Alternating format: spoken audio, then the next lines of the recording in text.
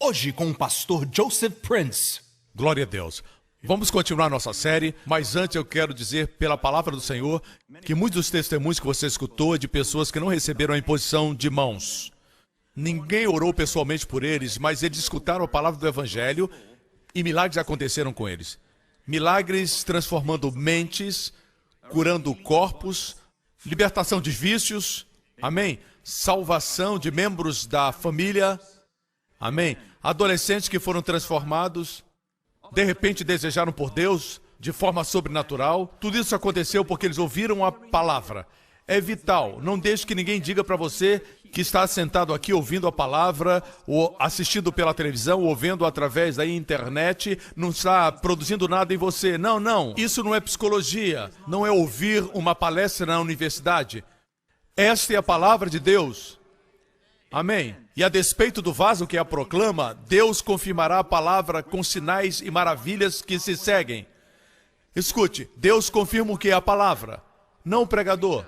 Deus confirma a palavra com sinais e maravilhas que se seguem. Quer dizer que você precisa ouvir a palavra primeiro. E a forma de Deus entregar a mensagem é a pregação da palavra de Deus. Assim, sempre que você estiver numa crise, estiver num problema, no vale da tribulação, a melhor coisa que você faz por você ou por seus amados que estão em tribulação ou sendo desafiados nos seus corpos, ou seja o que for, é ouvir a palavra do Evangelho.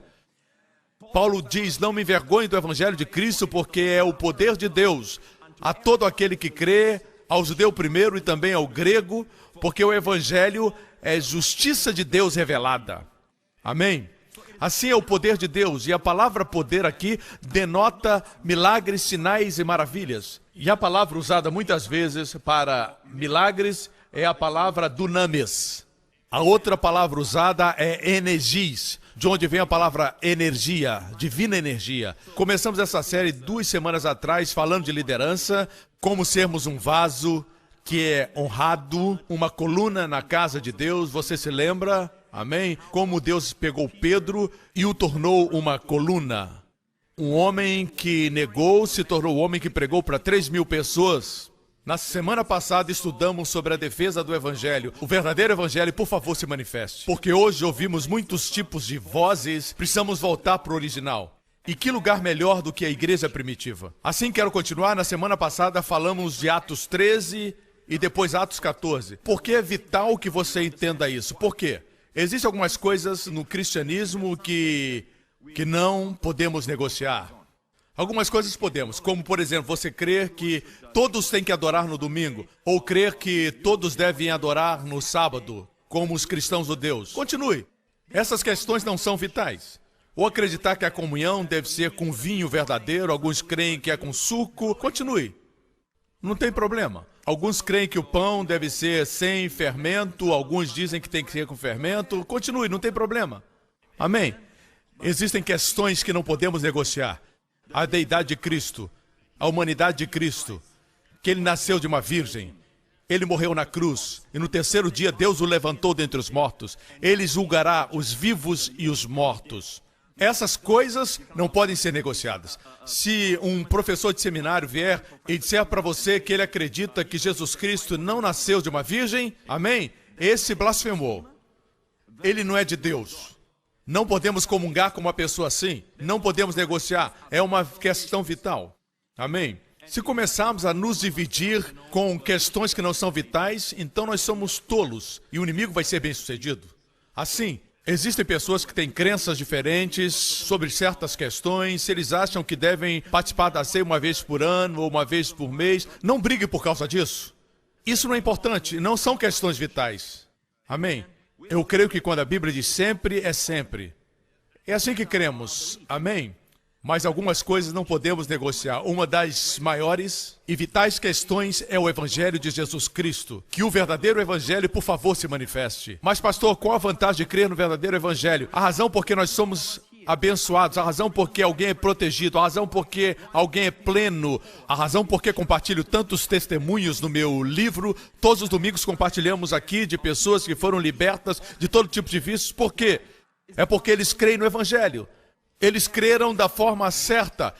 Isso trouxe um viver correto.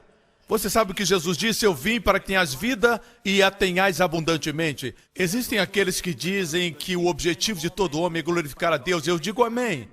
Santo Agostinho estava certo. O objetivo de todo homem é glorificar a Deus. E eu acredito nisso. Amém. Mas você sabia que na Bíblia, nos Evangelhos, sempre diz que quando Jesus cura alguém, quando ele abre os olhos do cego, quando ele levanta o morto, o povo glorifica a Deus. Note que o povo glorifica a Deus quando o bem acontece com o homem. Deus quer que o homem receba a sua bondade. Deus é tão bom que ele quer ser bom para você. Mesmo quando nós não somos bons, Deus é bom. Você não pode mudar a bondade de Deus pelo seu mau comportamento. Amém? A bondade de Deus sempre vence o nosso mal. Amém? A bondade de Deus é maior do que o nosso mal. Amém? Jesus disse, eu vim. Veja o propósito da sua vinda. Ele disse, eu vim para que tenhas vida e vida abundante. O que é vida abundante? Se você vê uma criança ou um menino correndo sob o sol da tarde na praia, rindo, brincando com a água, amém? Seu rosto está rosado. O que você diz? Isso é vida. Escute o que Jesus disse. Eu vim para que tenhais vida e vida abundante. Se você me escuta sempre, sabe que não prego o evangelho da prosperidade. Nunca. O evangelho não é prosperidade. O evangelho é o evangelho da graça de Deus. Mas se ele produzir prosperidade na nossa vida, eu não vou pedir desculpas. Onde o evangelho foi, ele trouxe saúde, ele trouxe famílias unidas, estabeleceu a sociedade, fez com que as pessoas deixassem suas drogas, jogassem fora o alcoolismo, abandonassem tudo, entregassem sua vida a Jesus e vivessem a vida abundante. E como resultado de viverem a nova vida, eles prosperaram. E não vamos pedir desculpa por isso. Não.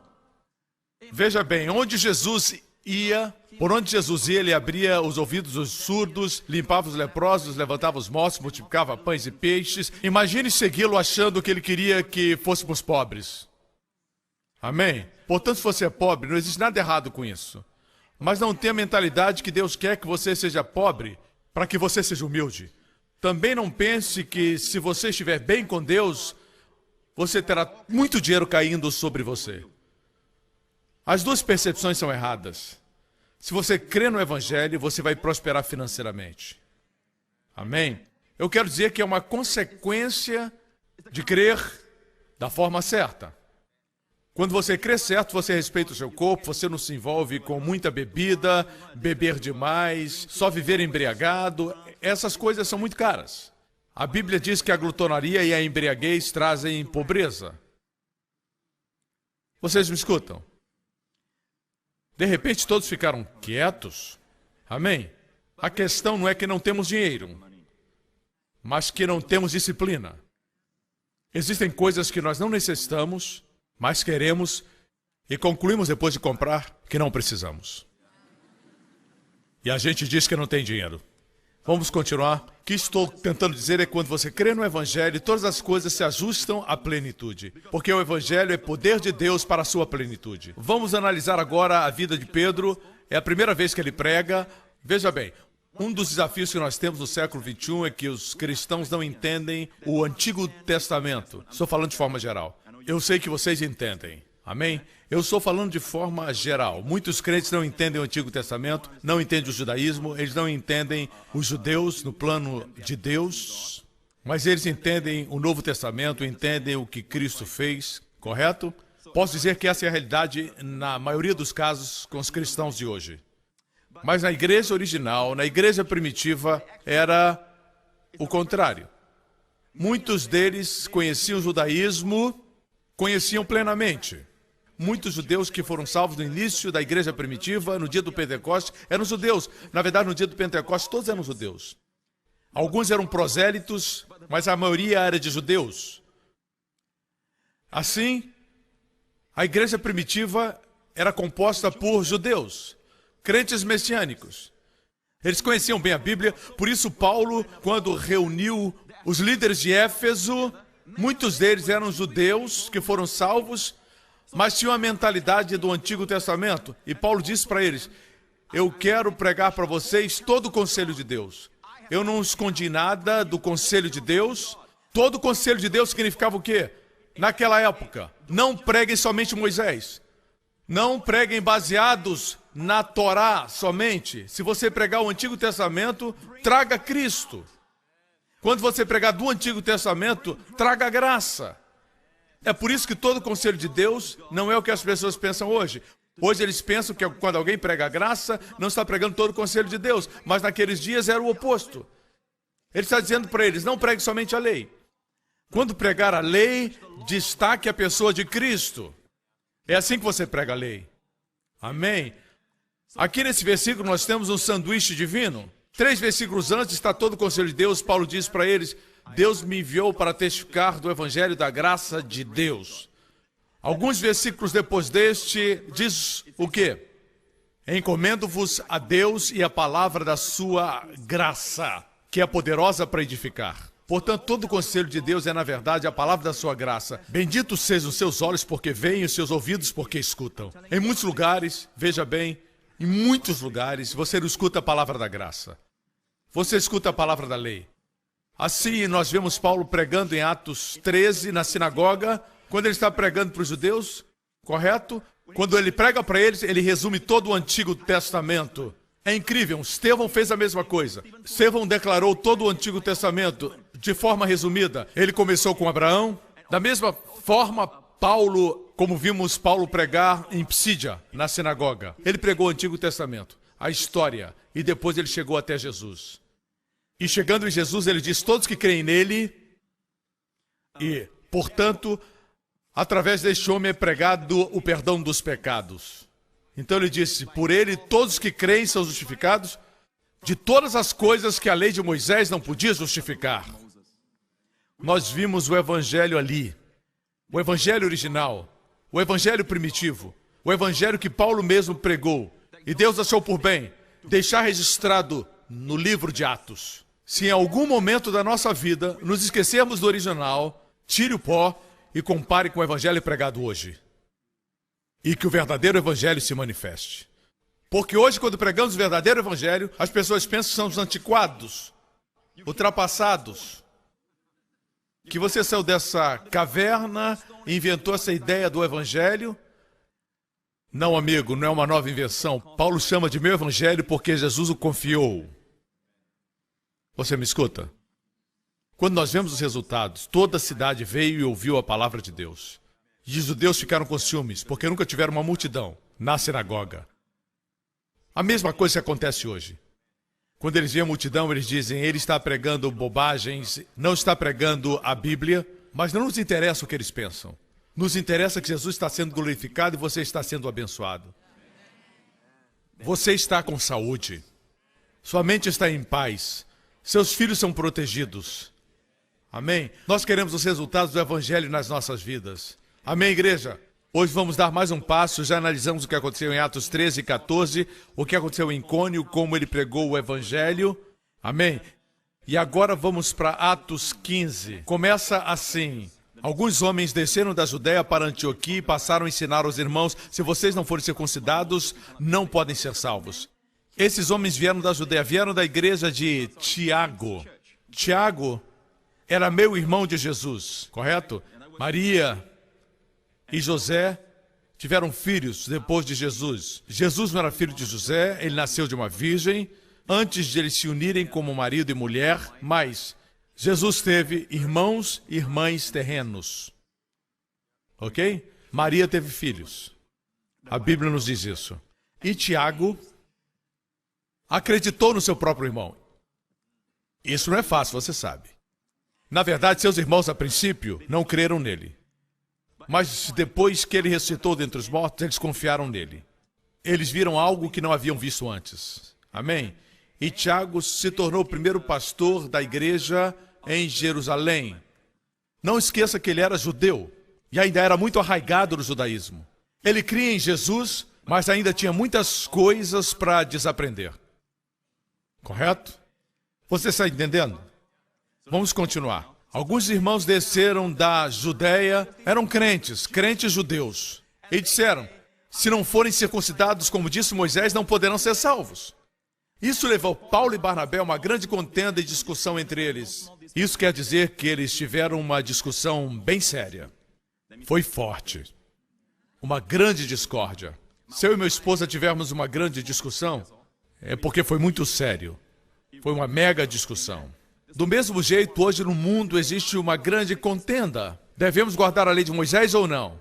Certo? Assim, Paulo e Barnabé foram designados juntamente com outros para irem a Jerusalém. Ou seja, foram designados Paulo e Barnabé juntamente com outros para irem a Jerusalém tratar dessa questão com os apóstolos e com os presbíteros. Deixe-me afirmar a você, este capítulo define de uma vez por todas essa questão aqui no livro de Atos. Mas ainda hoje existem pessoas que ainda perguntam, o cristão deve guardar a lei? A circuncisão é outra questão. Aqueles que ensinam a lei, eles guardam a lei, mas não são circuncidados. Essa parte, por conveniência, eles não obedecem. Eu me pergunto por quê. Mas a outra parte, eles querem obedecer, certo? Mas, amigo, a lei deve ser vista como um todo. Não pode se separar lei moral, lei cerimonial, não. A lei é um todo. Ou o todo é mantido, ou ela desmorona. Você não pode escolher o que lhe convém. Amém? E assim você deve honrar a lei. A lei é uma unidade completa. Os homens dividem para fins de ensino, mas é uma unidade. Ok? A Bíblia diz que eles decidiram ir a Jerusalém. Versículo 3. A igreja os enviou e ao passarem pela Fenícia e por Samaria, contaram como os gentios tinham se convertido. Essas notícias alegravam muito a todos os irmãos. Eles eram judeus crentes. Paulo era um judeu crente. Barnabé era um judeu crente. Os apóstolos da igreja primitiva eram todos judeus. Hoje é o inverso. Amém? Um pregador de Singapura está pregando o evangelho em Israel, através da TV. Amém? É isso que podemos fazer. A maior coisa que podemos fazer para Israel hoje é dar o evangelho de Jesus Cristo. O mesmo evangelho que salva, você vai ver. Chegando a Jerusalém, foram bem recebidos pela igreja, pelos apóstolos e pelos presbíteros. Note que era uma reunião de líderes. Eu disse, Senhor, eu quero pregar uma mensagem que seja fácil, eu não quero ser duro com as pessoas. Deus disse, esses são líderes. Deus vai levantar você como líder. Você vai se levantar e defender o evangelho no seu lugar de trabalho, na sua escola, na sua universidade. Alguns pensam que você tem que ir para o Instituto Bíblico. Não. Alguns são bons, mas nem todos. Alguns estão pregando a teologia liberal. Estão ensinando que Jesus não nasceu de uma virgem e alguns professores nem sequer são salvos nesses institutos. Assegure-se que vai para um bom seminário. E nunca foi o propósito de Deus que você só entendesse a Bíblia no Instituto Bíblico. Porque todos os apóstolos que ensinaram a Bíblia na igreja primitiva, exceto Paulo, que era um erudito, não era erudito em biologia ou matemática. Ele era erudito no Antigo Testamento. Aprendeu a respeito das leis de Deus. Mas os outros eram pescadores, coletores de impostos, pessoas totalmente normais e pregavam o evangelho. Você também pode. Se você vai para o Instituto Bíblico porque Deus te dirigiu, isso é diferente. Mas ter a mentalidade que você tem que ir para o Instituto Bíblico para pregar o evangelho, isso não faz sentido. Você tem o Espírito Santo e ele vai ensinar você, ele vai guiar você. Graças a Deus pelos mestres. Às vezes, quando ouvimos um mestre ensinando um texto da Bíblia, a gente diz, por que eu não vi isso antes? Isso já aconteceu com você? Amém? É o dom do ensino. Mas isso não substitui o seu tempo estudando a palavra. Assim, eles foram os apóstolos e relataram tudo que Deus tinha feito por meio deles. Você precisa entender que milagres estavam acontecendo entre os gentios e os judeus estavam chocados. Assim, eles foram para a sede em Jerusalém para discutir sobre esses gentios que haviam sido salvos. Devemos impor-lhes a lei? A questão aí não era de eles serem salvos, eles eram salvos. A questão era, agora que eles são salvos, agora que eles nasceram de novo, devemos impor a eles a lei? Não é esse o questionamento de hoje? Mas alguns da seita dos fariseus, veja, eles estão agora em Jerusalém. Alguns da seita dos fariseus que haviam crido, eram crentes. Alguns da seita dos fariseus disseram, é necessário circuncidá-los e exigir deles que obedeçam à lei de Moisés. A questão aqui não é somente circuncisão. Algumas pessoas dizem, pastor, essa passagem se refere somente à circuncisão. Não, não. A ideia aqui é que a circuncisão abre a porta para guardar toda a lei. Ainda estamos sob a lei? Como você vai ver, não é circuncisão somente, é guardar a lei de Moisés. Deixe-me lembrar a vocês que a questão não é como salvar os gentios. Eles haviam sido salvos. Paulo e Barnabé já os haviam ganhado para Jesus. A questão era, agora que são salvos, deve se submeter à lei? Vocês me escutam? Esse é o grande debate de hoje. A graça está se espalhando através da terra e a questão é a mesma, que já foi resolvida 2000 anos atrás. Já foi resolvida. Amém. É necessário circuncidá-los e exigir que obedeçam à lei de Moisés. Esse era o concílio de Jerusalém. Alguns se levantaram, fariseus que agora acreditavam em Jesus. Eles disseram, sim, temos que ordenar que eles guardem a lei de Moisés. Versículo seguinte. Os apóstolos e os presbíteros se reuniram para considerar essa questão. Depois de muita discussão, igual hoje. Muitos se levantam contra a graça, muita discussão. Que Deus os abençoe. Não tem problema, mas para o nosso encorajamento sabemos que naquela época já existia disputa entre os crentes. E qual era a discordância? Se, quando somos salvos, devemos guardar a lei. Amém? Ainda estamos sob a lei? Depois de muita discussão, Pedro levantou-se e dirigiu-se a eles. Irmãos, vocês sabem que há muito tempo Deus me escolheu dentre vocês para que os gentios ouvissem de meus lábios a mensagem do evangelho e crescem. Eles estavam discutindo e Pedro se levanta e diz, homens, escutem. Ele disse para eles, ei, escutem. E eles se calaram. E Pedro, aquele que caminhou com Jesus, que havia pregado e 3.000 se converteram, ele disse, vocês se lembram, 15 anos atrás, Deus me usou para pregar o evangelho para os gentios. Foi a primeira vez que os gentios ouviram o evangelho. Uau! Eu disse, uau! Foi a primeira vez que os gentios escutaram o evangelho. Você me acompanha? 15 anos atrás. O que aconteceu 15 anos atrás? Vamos voltar no tempo. Nós estamos discutindo a respeito do verdadeiro evangelho. Se você não tem o verdadeiro evangelho hoje, você não crê no evangelho, nas boas novas do evangelho, a ponto de estar deprimido, ao ponto de ter medos. A este ponto, correto? Você sofre sintomas da maldição que Cristo nos redimiu. Se você crê da forma errada, você vive da forma errada. Quando eu era um adolescente, e eu pela primeira vez entendi a verdade que Jesus salva. Eu fui salvo quando era adolescente. Devia ter 12 anos, não exatamente um adolescente, mas estava no começo. Eu não conhecia o evangelho, só sabia que não queria ir para o inferno. Precisava de um seguro de incêndio. Assim eu fui salvo. Eu fui para uma escola cristã, porque a garota que eu gostava estava lá. Antes de impressioná-la, eu tinha que dizer para ela que eu era uma pessoa que amava Jesus. Muitas garotas pensam que se elas veem você na igreja, significa que você ama Jesus. Se você vai aos cultos, significa que você ama o Senhor. Mas não é sempre assim. Nem sempre. São os frutos da sua vida. Amém? Assim, eu lembro que existia um professor que me despertou a viver com seriedade minha vida cristã, mas eu não conhecia o evangelho. Um dia eu li um livro, e o livro, na verdade, dizia que eu podia perder minha salvação. Eu tive medo. Algumas pessoas leem o livro e não tem problema. Parece que não tem. Eu conheci outra pessoa que teve o mesmo problema. Mas geralmente as pessoas não têm problema com o livro. É um bom livro. Um grande homem de Deus escreveu esse livro. Mas ele acredita que você pode perder sua segurança eterna. Quer dizer, quando Jesus deu a nós salvação eterna, não é exatamente eterna. Você pode perdê-la. Quando eu descobri que podia perder, eu não sabia o que causava com que eu perdesse. E eu tive medo. Tive medo de dizer, pensar ou fazer alguma coisa errada. Quando tive medo de pensar errado, eu comecei a pensar errado. A tal ponto que eu comecei a pensar errado até a respeito de Deus. E o mesmo autor era muito forte quando ele afirmava que se eu não confessasse os meus pecados, eu não seria perdoado. Agora era minha responsabilidade descobrir meus pecados depois de pecar, porque se eu não confessasse meus pecados, eu não seria perdoado. E eu comecei a procurar meus pecados e me tornei introspectivo.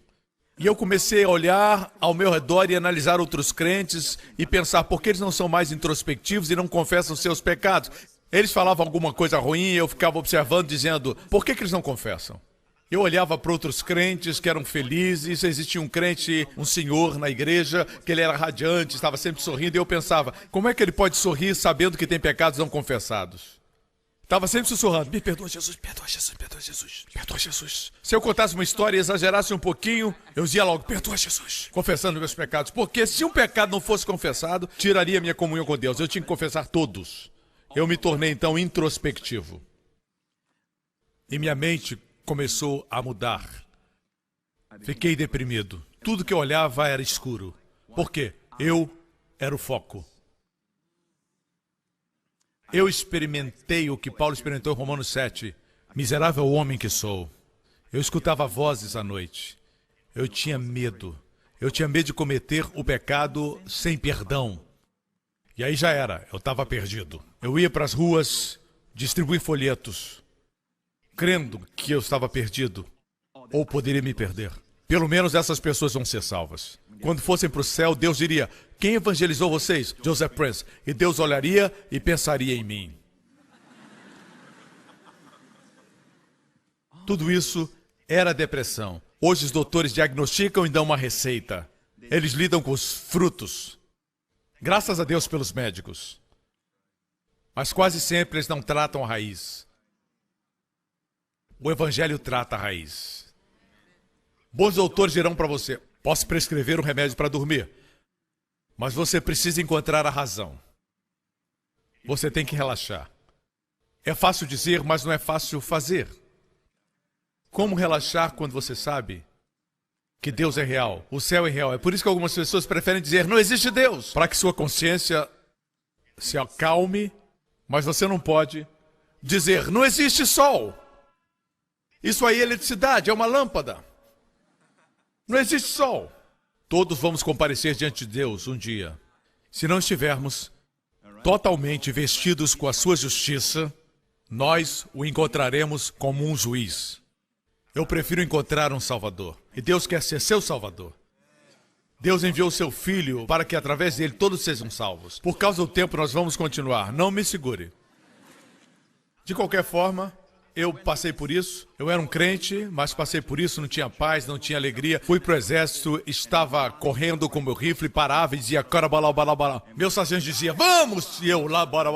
Quando eu jogava futebol, eu era goleiro, eu amo essa posição de goleiro, e muitas vezes eu gritava algumas palavras, não eram palavrões, mas palavras mais duras com a defesa, repreendendo meus colegas. E quando dizia, eu pensava, eu sou crente, não posso falar isso. E eu começava a confessar. Parava e bora.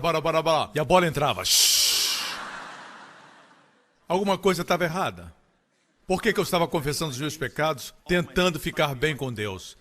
Como dizia, o que um pecado tira a nossa comunhão, eu tinha que orar, eu tinha que confessar todos.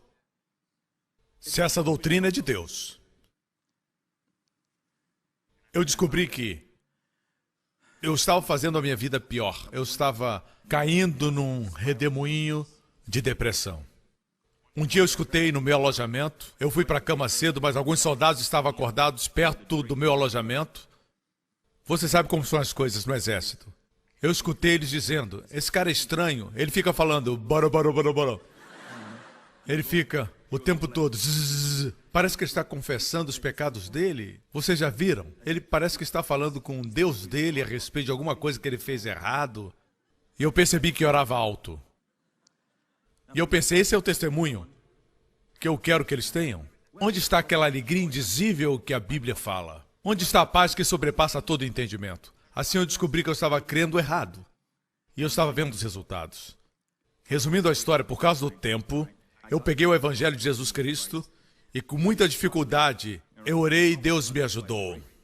Eu pensei que ia ficar louco. E Deus veio ao meu auxílio. Entendi um versículo, depois 2, depois 3. E como resultado, hoje, eu agradeço porque o Evangelho de Jesus Cristo tem transformado muitas pessoas ao som da minha voz. Não somente em Singapura, não somente na igreja New Creation, mas em todo o mundo. E Deus viu aquela história, Deus é aquele que mudou a minha história. Deus diz que a sua palavra não pode ser colocada debaixo da cama.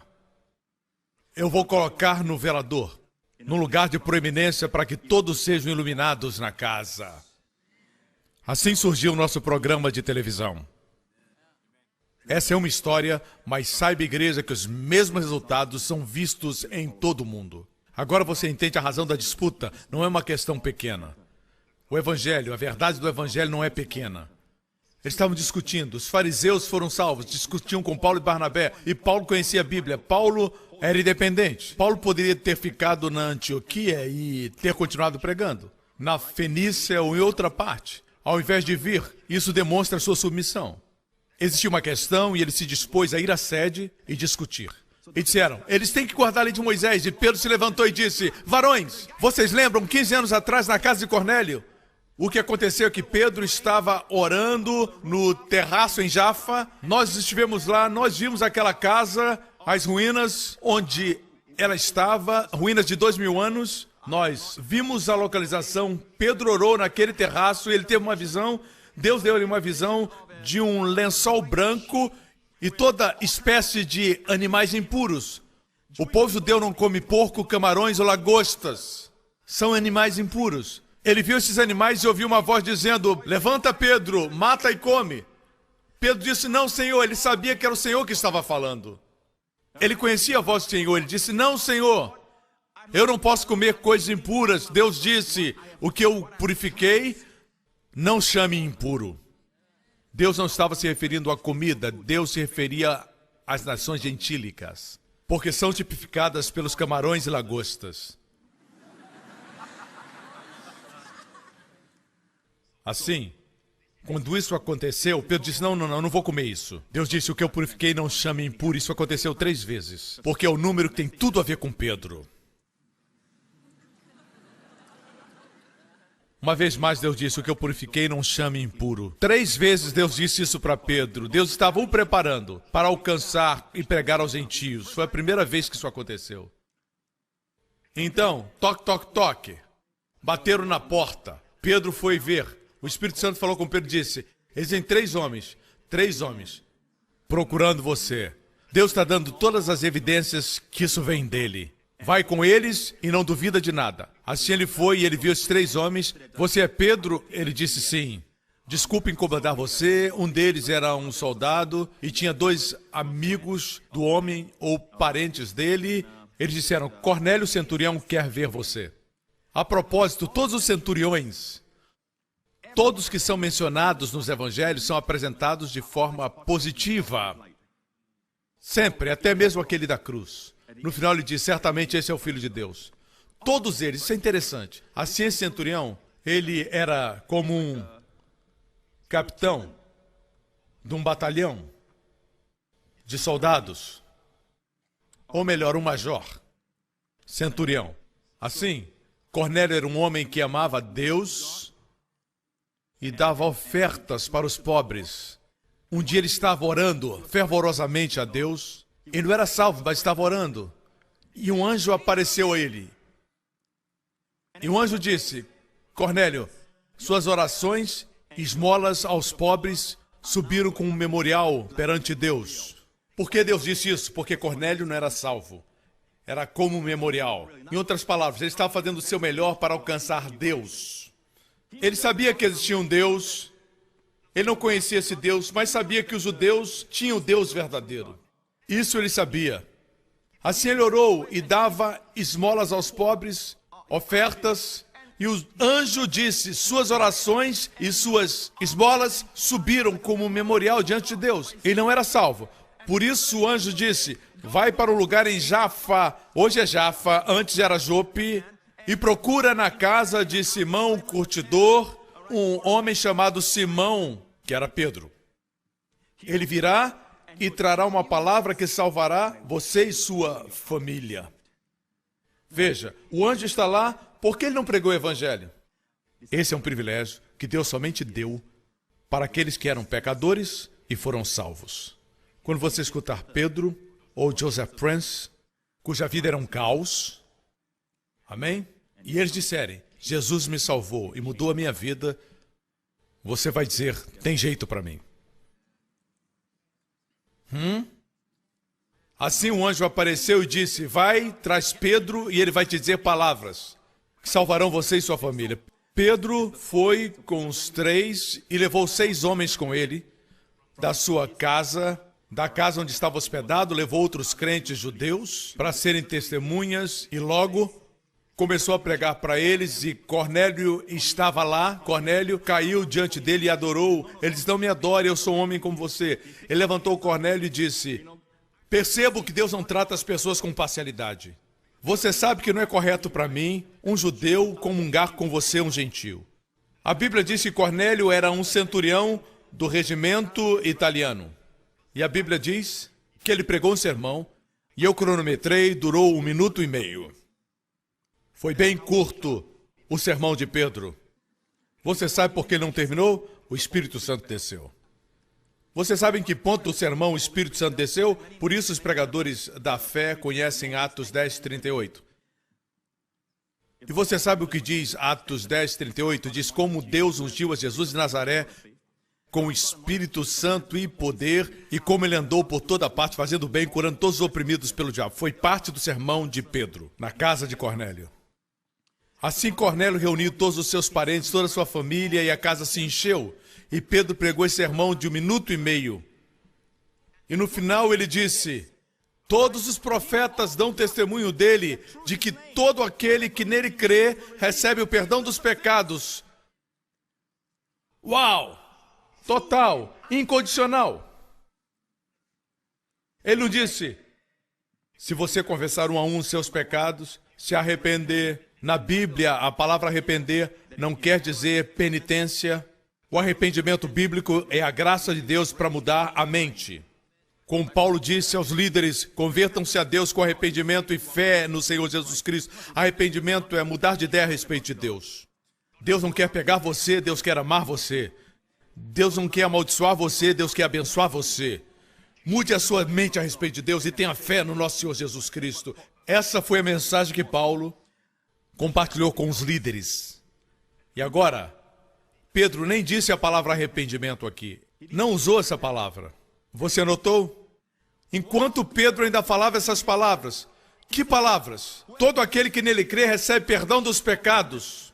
A mesma palavra que foi traduzida como perdão, em outras partes é traduzida como remissão. Seus pecados foram remidos no momento que você crê em Jesus. Tem gente hoje que diz, isso é muito fácil.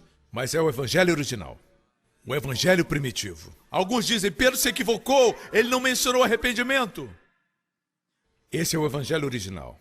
Usar a palavra arrependimento não quer dizer que as pessoas se arrependem. Você pode não usar a palavra e as pessoas se arrependem. Porque a verdade foi pregada. Amém? Enquanto Pedro ainda estava falando essas palavras, o Espírito Santo desceu sobre todos os que ouviam a mensagem.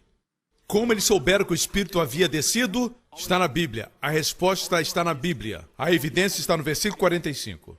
Os judeus convertidos que vieram com Pedro ficaram admirados de que o dom do Espírito Santo fosse derramado até sobre os gentios, pois ouviam até os italianos falando em línguas e exaltando a Deus. A evidência original. E no próximo capítulo, isso aconteceu antes de Atos 15, Atos 10. E Atos 11, você sabe o que aconteceu em Atos 11? A igreja de Jerusalém, isso foi antes de Atos 15, ouviu o que aconteceu. Pedro foi para onde? Para os romanos? Chame ele aqui, tragam-no aqui. E Pedro veio. No capítulo seguinte, vamos ver o que acontece. Pedro subiu a Jerusalém e eles disseram, você entrou na casa de homens incircuncisos e comeu com eles. Pedro então começou a explicar-lhes, eu estava na cidade de Jope orando, caindo em êxtase, tive uma visão, vamos avançar por causa do tempo. E quando comecei a falar, o Espírito desceu sobre eles como sobre nós no princípio. Então me lembrei do que o Senhor tinha dito. Continuando, se pois Deus lhes deu o mesmo dom que nos dera quando cremos no Senhor Jesus Cristo, quem era eu? Para pensar em me opor a Deus. Quem sou eu? em opor-me a Deus. Ouvindo isso, não apresentaram mais objeções e louvaram a Deus, dizendo: então Deus concedeu arrependimento para a vida até mesmo aos gentios. Não aplauda, não tome meu tempo. Escute. Note as palavras arrependimento para a vida. Pedro não usou a palavra arrependimento. Eles viram tudo isso como arrependimento. Mas Pedro não usou essa palavra. O arrependimento foi concedido por Deus. Deus é aquele que concede. Não é algo que você obriga. Não é esforço humano. Muitas vezes é a ideia de penitência. É uma ideia errada, que hoje é usada como arrependimento. Você pode pregar e não usar a palavra arrependimento e as pessoas serem mudadas. Todos os domingos é isso que acontece na nossa igreja. Mentes são mudadas. Ok, o tempo é curto. Vamos a Atos 15, a história original. Pedro fica de pé e diz: homens, escutem. Vocês lembram 15 anos atrás o que aconteceu? Na casa de Cornélio, 15 anos atrás. Vocês lembram o que aconteceu quando Deus usou a minha boca para pregar aos gentios? Vamos voltar à história, certo? Pedro se levantou, 15:8. Deus que conhece os corações. Nós vamos concluir com essa parte agora, ok? No capítulo 15, versículo 8. Deus que conhece os corações. No original grego, literalmente, o Deus conhecedor de corações. Eu amo isso. O Deus conhecedor de corações demonstrou que os aceitou, dando-lhes o Espírito Santo, como nos tinha concedido. E ele não fez distinção alguma entre nós e eles, visto que purificou os seus corações pela fé. Como nossos corações são purificados? Pela fé. Se você perguntar para qualquer crente hoje, como ter o coração purificado? Bem, você tem que ser fervoroso, se arrepender todos os dias, alguns dias confessar seus pecados sempre que você puder, mas tem que confessar tudo. É isso que alguns ensinam. E você fica maluco, tentando confessar todos, fazendo o papel do Espírito Santo. O Espírito Santo não convence você dos seus pecados, somente de um pecado, não crer em Jesus, então ele convence você da justiça. Leia o que Jesus disse no cenáculo. Assim como nossos corações são purificados pela fé. Você não pode purificar seu coração pela servidão, por jejuar, por fazer o seu melhor. É pela fé. Quando você crê certo, você se torna puro. No que creu a família de Cornélio? Creu que através de Jesus os pecados são perdoados. E quando Pedro disse essas palavras, o Espírito Santo desceu. E a palavra desceu é a mesma palavra usada na história do filho pródigo, quando seu pai correu e caiu sobre o seu filho, é a palavra abraçar. Quando eles creram no perdão dos pecados, o Espírito Santo abraçou todos os que estavam na casa de Cornélio. E eles falaram em línguas. E eles falaram em línguas. Aleluia! No momento em que eles creram em Deus, o coração deles foi purificado e eles nem sequer perceberam. Essa é a beleza do Evangelho. Nós queremos pregar sobre tantos assuntos, mas quando o Evangelho é pregado, os resultados vêm. As pessoas mudam sem qualquer esforço. Vocês me escutam? Mas vamos continuar. E Pedro continuou falando: então por que agora vocês estão querendo tentar a Deus impondo sobre os discípulos um jugo que nem nós, nem os nossos antepassados conseguimos suportar? Veja isso. Ele está dizendo para os líderes: por que vocês estão tentando colocar um jugo sobre os gentios? Jugo tal que nem nós, nem nossos pais conseguimos suportar. Para aqueles que argumentam que esse texto fala somente da circuncisão e não falam da lei de Moisés. Correto? É bom entendermos que os judeus daquela época eram circuncidados no 8º dia depois do nascimento. Portanto, seria redundante se Pedro dissesse: suponhamos que o jugo fosse a circuncisão. Esse jugo, nem nós nem nossos pais podemos suportar. Ei, você foi circuncidado com 8 dias. Você nem se lembra mais, ele não se referia à circuncisão. Não faz sentido.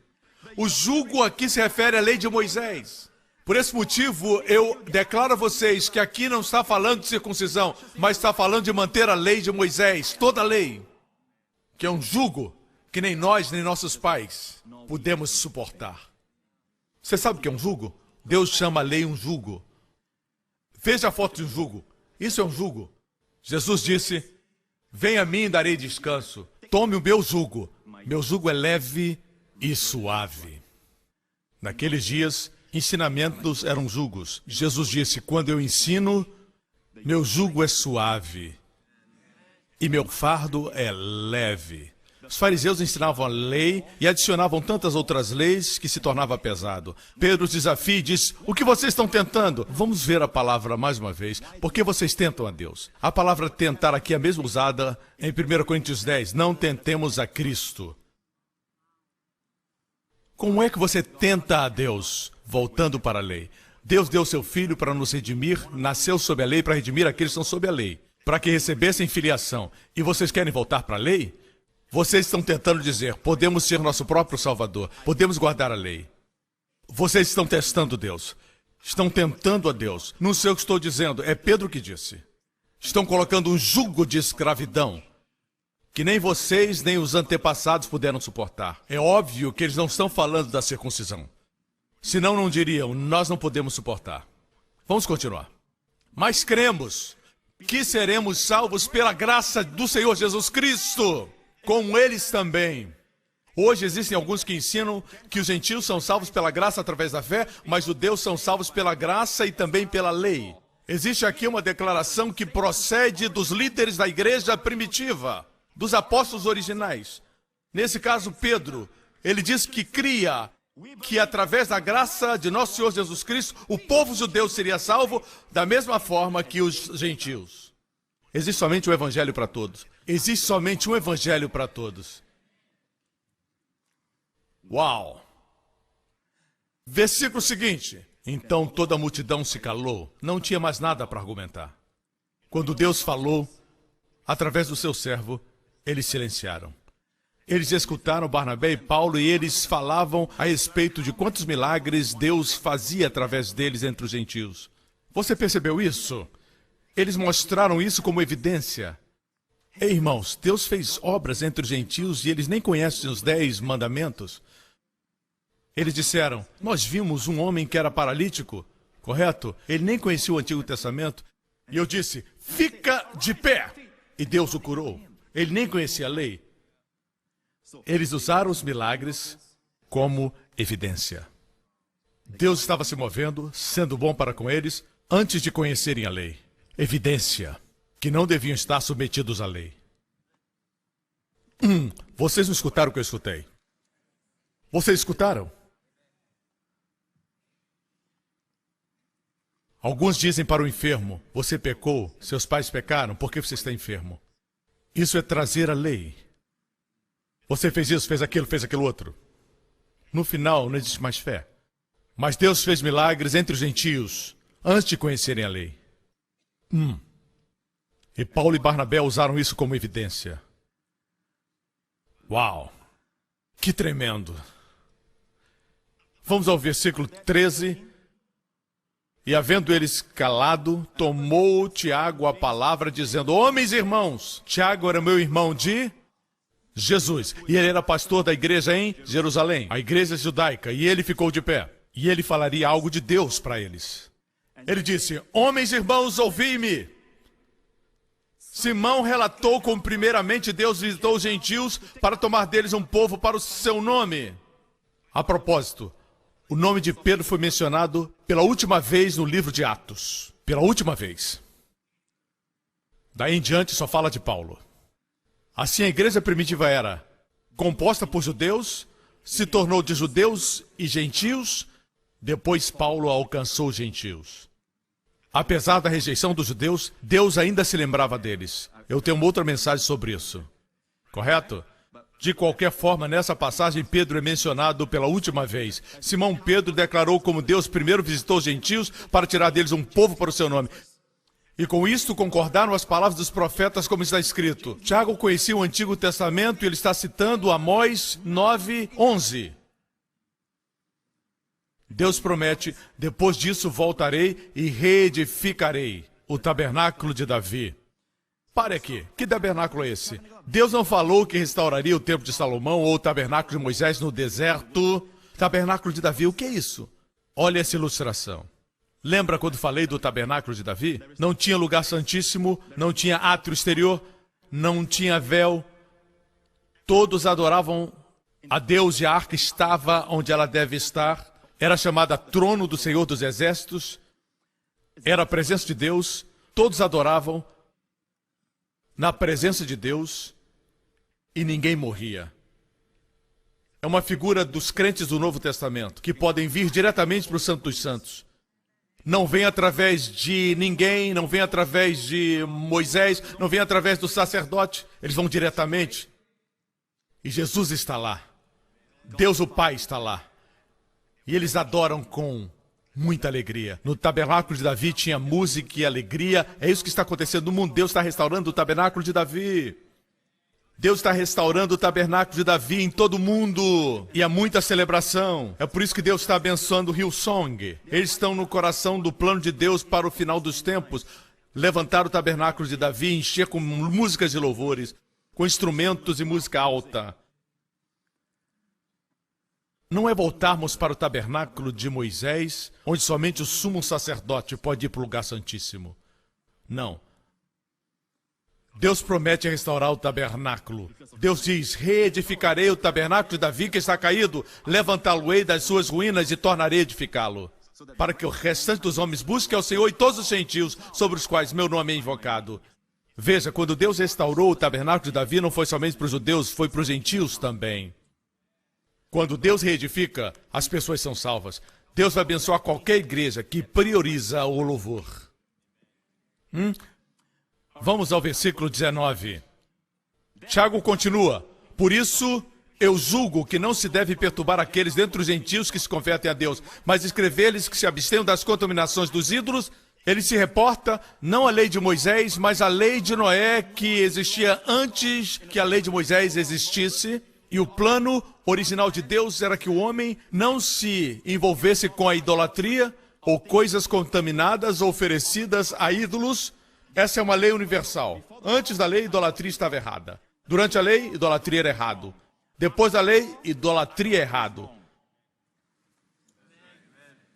Próxima coisa, imoralidade sexual. Em outras palavras, assim, antes da lei, imoralidade era pecado. Durante a lei, era errado. Na graça, é errado. Se você se envolve com isso, olhe para mim. Se você se envolve com isso, ou está tendo sexo antes do casamento, se você está tendo relacionamento extramarital, também é errado na graça. Abstenha-se disso. Deus sabe o que é bom para o seu relacionamento. Deus quer que você tenha uma vida sexual abençoada e não ruim. Sexo fora do casamento é ruim. Não vai trazer bênçãos para o seu casamento. Deus quer que você tenha um bom sexo.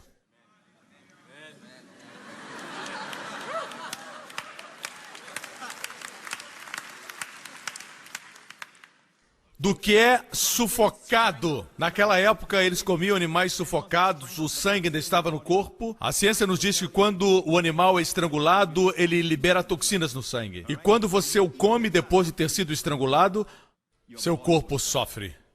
Assim, Deus está preocupado com a sua saúde. Por causa desse versículo, eu não como nada com sangue. Eu acho que se eu quero que o meu corpo seja saudável, eu tenho que obedecer a Deus. São só 4 coisas que Deus diz para nos abstermos. E foi inspirado pelo Espírito. Vamos descer, versículo 21. Porque Moisés, desde os tempos antigos, tem em cada cidade quem o pregue, e cada sábado é lido nas sinagogas. Então pareceu bem aos apóstolos e aos anciãos, com toda a igreja, eleger 4 homens, Paulo, Barnabé, Judas e Silas, homens distintos entre os irmãos. E por intermédio deles escreveram o seguinte, para todas as cidades dos gentios, especialmente onde Paulo e Silas pregavam, escreveram cartas, e Paulo, Barnabé, Judas e Silas levaram essas cartas da igreja de Jerusalém, proclamando a eles o seguinte: os apóstolos e os anciãos e irmãos aos irmãos dentre os gentios que estão na Antioquia, Síria, Cilícia, saúde.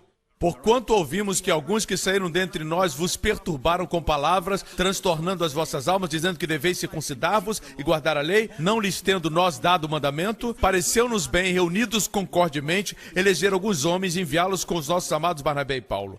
26. Homens que já expuseram as suas vidas pelo nome do Senhor Jesus Cristo, enviamos, portanto, Judas e Silas, os quais por palavras vos anunciarão também essas coisas. Na verdade, pareceu bem ao Espírito Santo e a nós. Não eram somente eles. Quando eles se reuniram, A conclusão foi que o Espírito Santo estava envolvido. Quando passar por problemas, não vá a conselheiros mundanos. Por isso que temos pessoas na igreja trabalhando em tempo integral como conselheiros, pessoas em quem confiamos, pessoas ungidas. E quando elas falam, é o Espírito Santo que as usa. Amém? Pareceu bem ao Espírito Santo e a nós não vos impor mais encargo algum, senão estas coisas, as 4 coisas. Se vocês se abstiverem dessas coisas, estarão bem. Bem vos vá. Termina a carta. Amigos, vocês não precisam memorizar os 10 mandamentos, memorizar as leis. Façam essas 4 coisas. Se fizerem isso, ficarão bem. Muito bem. Tchau. O próximo versículo. Tendo eles então se despedido, partiram para Antioquia, juntando a multidão, entregaram a carta. E quando leram, alegraram-se pelo encorajamento. Naturalmente, este é o Evangelho. Deixe-me concluir com esse versículo. Voltemos ao 24. Porquanto ouvimos que alguns que saíram dentre nós vos perturbam com palavras. Eram cristãos que perturbavam com palavras. É assim que as pessoas são perturbadas. Ou elas leem alguma coisa que ensina um erro, ou escutam uma pregação errada, e o que acontece é o que aconteceu comigo. Suas almas são transtornadas. O termo grego para transtornar as almas quer dizer, como diz outra versão, subvertendo as vossas almas. Transtornando as vossas almas. Precisamos de almas estáveis. Transtornando as vossas almas é uma palavra violenta. É a palavra usada por Jesus quando ele disse: ou como pode alguém entrar na casa do homem valente e furtar sua propriedade, seus bens, das mãos do valente? Referindo-se ao diabo. Mas sobrevindo outro mais valente, é Jesus, tira-lhe a armadura e solta os cativos. As palavras reparte os despojos é a mesma palavra para subverter. Significa que o diabo vem subverter a sua alma com ensinamentos errados. Ensinamentos errados. Isso quer dizer furtar com violência. Furtar a paz da sua alma, a estabilidade da sua alma. Pergunte-se a si mesmo, ao ouvir uma mensagem, ela traz paz à minha alma? O que estabiliza a sua alma? A segurança da salvação ou a possibilidade de perdê-la? Como você pode ter amor, alegria e paz se você não tem certeza que a sua salvação está garantida? Está muito óbvio que nossas almas são transtornadas por ensinamentos errados. E a forma de estabilizar é pelo Evangelho da Graça. Você lembra da minha história? Eu estava angustiado durante o serviço militar, depois disso também, graças a Deus pela verdade que trouxe calma à minha alma. Vou concluir com este testemunho. Recebemos recentemente, e eu somente li ontem, de uma senhora do Texas, Estados Unidos. Eu tenho sofrido terrores noturnos desde que tinha 6 anos, que me faziam ver imagens horríveis mesmo quando eu estava consciente.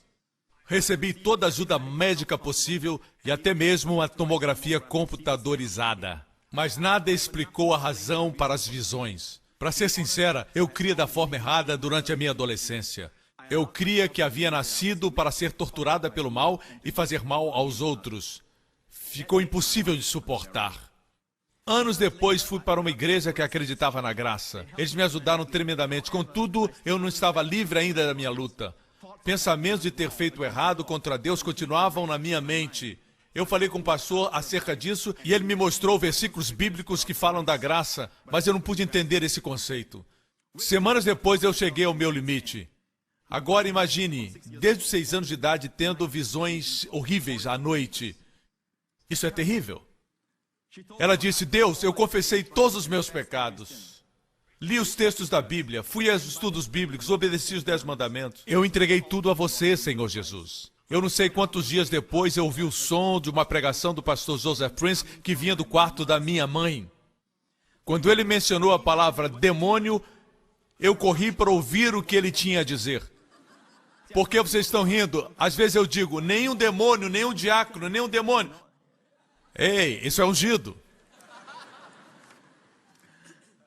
Eu ouvi a pregação com lágrimas nos meus olhos e eu senti que estava sendo liberta. O pastor falou de forma clara que Jesus morreu por todos os meus pecados. Eu aprendi que o meu passado, presente e futuro, os pecados que eu cometi foram pagos na cruz e por essa razão Deus não vê mais os meus pecados. Desde então eu tenho escutado as pregações do pastor Prince sobre a graça. Hoje eu vivo uma vida sem temor de condenação e estou livre do terror noturno que eu pensei que nunca seria possível.